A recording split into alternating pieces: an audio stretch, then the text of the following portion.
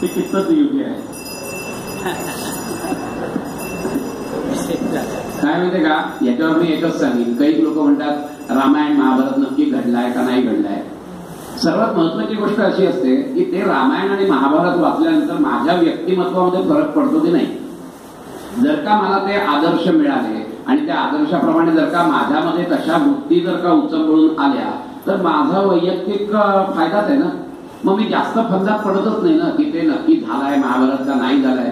मला याच्याशी काहीच घेणं देणं नाही, कारण की ते महाभारत वाचल्यानंतर माझ्या समोर एक आदर्श निर्माण होतो. तो आदर्श निर्माण झाल्यानंतर माझ्यामधल्या ज्या चित्तवृत्ती आहेत त्या चित्तवृत्ती सात्विक चित्तवृत्ती जागृत होतात आणि त्या जागृत झाल्यानंतर मी सहजच त्या आध्यात्मिक मार्गाला लागतो.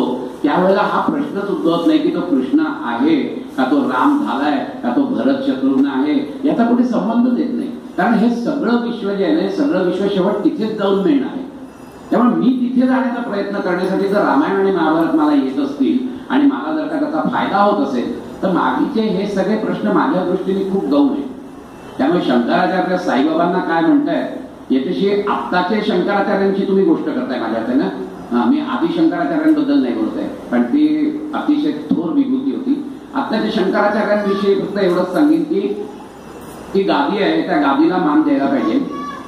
पण ते एवढे आधी शंकराचार्य एवढे आध्यात्मिक 100% नाही.